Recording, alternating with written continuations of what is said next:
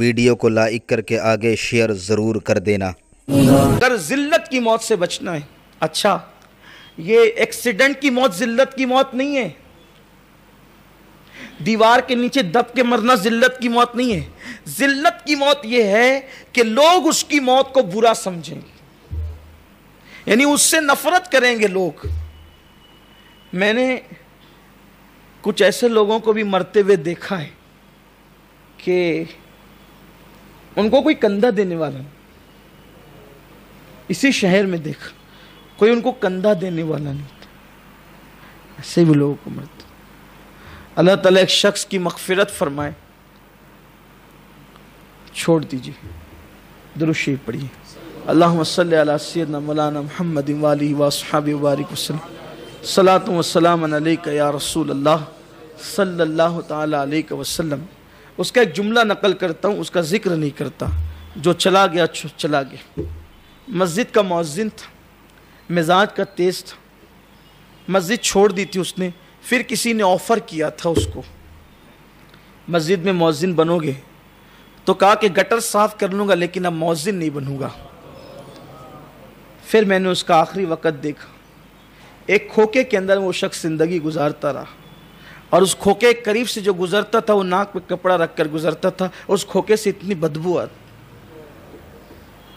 میرے برادر بزرگ، برادر عزیز، بلبل باغ مدینہ الحاج قاری محمد رضوان خان صاحب نے مجھے ایک واقعہ بتایا کہ ایک شخص تھے، بہت بڑے شاعر تھے وہ، غالباً انہوں نے، اگر مجھے صحیح یاد آ رہا ہے تو وہ کلام لکھا تھا، ڈھلتا سورج دھیرے دھیرے ڈھلتا ہے ڈھل جائے گا۔ کلام ایک وقت بہت چلا تھا، یہ پڑھنے والوں نے بہت پڑھا تھا اس کو۔ تو قاری صاحب فرماتے تھے کہ میری ابتدائی جوانی تھی اور ان کا آخری وقت تھا، تو میں ان کے پاس کچھ مدد لے کر کے جاتا تھا۔ تو اتنے بڑے شاعر کے آخری ایام اتنے قسم پرسی کے تھے کہ ان کے بستر سے اتنی بدبو آتی تھی کہ وہاں بیٹھنا مشکل ہوتا تھا، یعنی کوئی جو ہے وہ وہاں پر ان کی خدمت کرنے والا بھی نہیں تھا۔ عروج کے دنوں میں انسان بہت تکبر کرتا ہے، عروج کے دنوں میں انسان جب اللہ اسے دولت دے، عزت دے، جوانی ہو، شان و شوکت ہو، سب کو یاد رکھتا ہے، دینے والے خدا کو بھول جاتا ہے۔ اکثر لوگوں کا حال یہ، جوانی خدا نے دی اس کو نہیں یاد کی، دولت خدا نے دی اس کو یاد نہیں کیا، کاروبار خدا نے دیا اس کو یاد نہیں۔ ایسا لگتا ہے کہ جیسے یہ سب اپنے باپ کا ہے، دنیا اپنے باپ کی ہے، اقتدار اپنے باپ کا ہے، سب اپنا ہے، کون کیا کر لے گا اور کون کیا کر سکے گا، لیکن وہ خدا کو بھول جاتا ہے، سب کو یاد رکھتا ہے، خدا کو نہیں یاد رکھتا، نہ اس کی عبادت کرتا ہے، نہ اس کی عبادت کے لیے ٹائم نکالتا ہے، بڑی بڑی باتیں کرتا ہے۔ جب قدرت دی ہوئی نعمت چھیننے لگتی ہے تو آگے پیچھے چلنے والے بھی ساتھ چھوڑ دیتے، حتیٰ کہ ایک وقت ایسا آتا ہے کہ انسان کا سایہ بھی اس کا ساتھ چھوڑ دیتا۔ تو ہم وہ بھول نہیں کریں جو بھول دوسروں سے بھی ذلت کی موت کی، ذلت کی موت جن لوگوں کا مقدر بنی جس سبب سے، اللہ کو بھولنے کی وجہ سے، وہ بھول ہم نہ کریں، وقت نکالیں، ٹائم نکالیں، جوانی کے جوش میں، دولت کے جوش میں، اقتدار کے نشے میں اللہ کو کبھی مت بھولو، سجدہ کبھی ترک مت کرو، سجدے کو ہمیشہ کرو، سفر میں رہو، حضر میں رہو، خوشی میں رہو، غم میں رہو، یاروں میں رہو، دشمنوں میں رہو، امن میں رہو، فساد میں رہو، جس حالت میں رہو سجدے کو لازم پکڑو، سجدے کی برکت ہے، غم میں کرو تو غم چھٹ جاتے ہیں، خوشی میں کرو تو خوشیاں دوبالا ہو جاتی ہیں۔ سجدے کی بڑی شان ہے، سجدے کا بڑا مقام ہے۔ تو ذلت کی موت سے اگر بچنا ہے، ذلت کی موت سے اگر بچنا، بڑے ذلیل ہو کر لوگ مرے،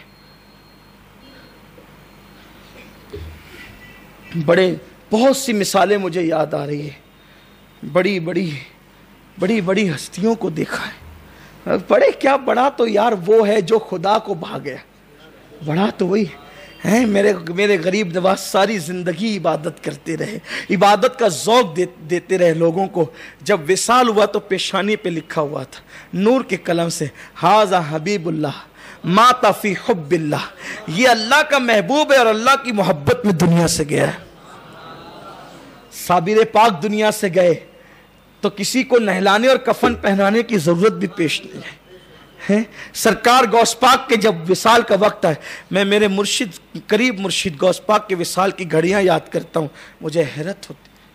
جب غوث پاک کے وصال کا وقت آیا تو اپنے بیٹوں سے کہا سب لوگ کمرہ خالی کر دو، آج میرے کمرے میں وہ آئے ہیں جو کبھی نہیں آئے تھے. ہائے ہائے، آج میرے کمرے میں وہ آئے ہیں جو کبھی نہیں آئے تھے، نکلو سب جاؤ. اس یار لوگ موت کے وقت تو بیٹوں کو پکارتے ہیں کہ کوئی تو آئے، اس کا مطلب کوئی ان سے بھی عزیز آیا تھا، کوئی ان سے بھی عزیز آیا تھا کہ کمرہ خالی کرا لیا گیا.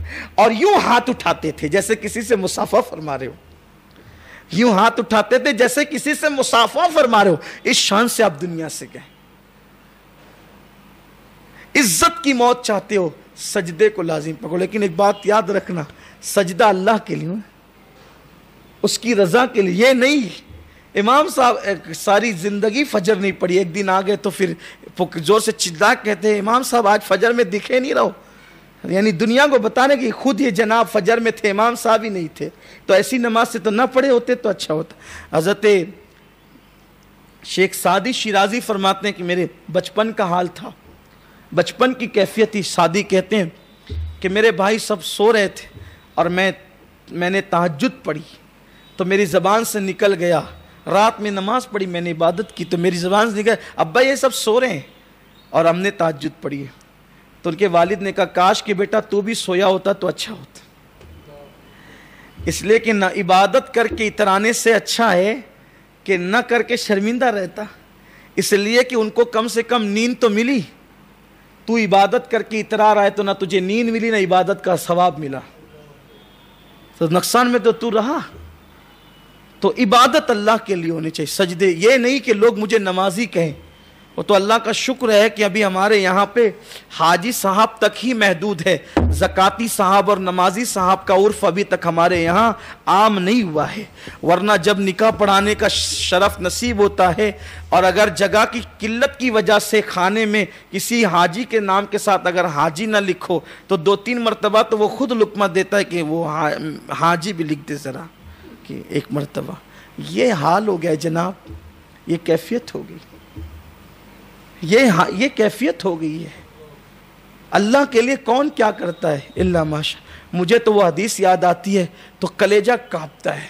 حضرت سیدنا ابو ہریرہ رضی اللہ تعالیٰ نے فرمایا کہ قیامت کے دن جب حساب ہوگا تو مختلف لوگوں کو انہوں نے پیش کیا، بڑی مشہور حدیث ہے، میں اس کو پورا نہیں، مختلف لوگوں کو، عابدوں کو، مجاہدوں کو، شہیدوں کو، قاریوں کو، اہل علم کو، سب کو پیش کیا جائے گا. اور اللہ فرمائے گا جس کے لیے تو نے کیا تھا آج جا کر اسی سے صلہ لے لے، تو نے میرے لیے تو کچھ کیا نہیں تھا، تو اس لیے نماز پڑھو تو اللہ کے لیے پڑھو، عبادت کرو تو اللہ کے لیے کرو. ایک بات اجازت دے تو ایک بات یاد آتی، پھر آگے بڑھتے ہیں. دیکھو ہم گناہ کو جیسے چھپاتے ہیں نا، ہم گناہ کو جیسے چھپاتے ہیں، اللہ والے اپنی نیکیوں کو ویسے چھپاتے تھے. اللہ والے اپنی نیکیوں کو ویسے چھپاتے. آج اگر کوئی محلے کا کارپوریٹر نماز جنازہ میں شریک ہو تو اس کی خواہش ہوتی ہے کہ وہ گیٹ پہ کھڑا ہو تاکہ ہر آنے والا اس کو دیکھے کہ جناب جنازے میں آئے ہیں. کھڑے ہی ایسی جگہ رہتے ہیں کہ ہر بندہ اس کو دیکھے کہ یہ جنازے میں آئے.